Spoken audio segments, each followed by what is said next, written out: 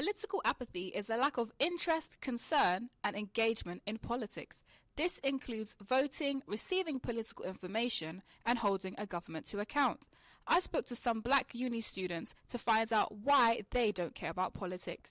Politics is a game of being right and which political party is right, because the political party that's right ends up with the most votes and they have control of how the law is and how the law can change and how the law can impact people. Because we don't see a lot of ourselves in British politics and we're not properly represented in those spaces, so that's probably why a lot of us don't really care. The media paints black people isn't right, so it doesn't really make me feel like, oh yeah, let me go turn on the news or let me go like watch something to do with politics, because I just know that one, there either won't be like anything to do with black people, and if there is, it will be like a bad representation. Political point scoring, a lack of representation of black people in the media, and a drought in the inclusion of black opinion in politics are just some of the few reasons why some black Britons are so disconnected with politics.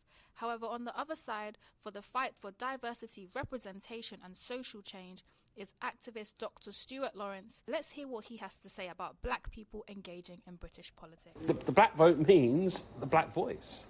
We need voices from different diverse communities so that when they're sitting on the top tables, they're representing not just the people from Eton and Cambridge and all those places, but people from lesser formed communities as well. Joseph Harker, a senior editor at The Guardian, believes the media play a huge role in creating narratives about black people. He told me what the newspaper is doing to ensure black stories are told and the community's voice is heard.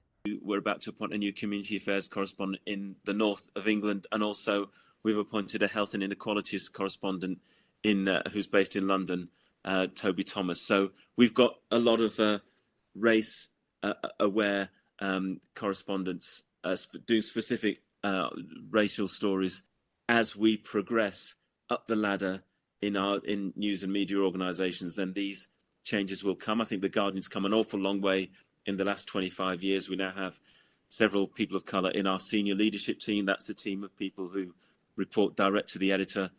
So it's not just the odd person. We have editors, we have lots of correspondents and editors who are people of colour and who are making day-to-day decisions on what goes into our newspaper and on our website. At the top of the political ladder are politicians.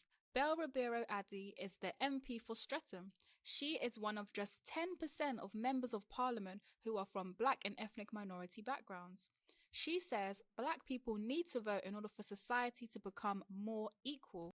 Things like politics and the media need better representation so that they're fair, so that they're equal, so that adequate views are put forward. But why should black people vote? And what is the main benefit of voting in the upcoming election? If people voted and they voted en masse, politicians would have to start paying attention to them, because they literally decide whether or not they have jobs and whether or not they're in power. The electorate hold the power, it just needs to be used. Alan Keane says the act of voting is one opportunity for us to remember that our whole way of life is predicted on the capacity of ordinary people. Democracy thrives and government functions when all groups put their X in the box. Hannah Reid, BBC Radio Suffolk.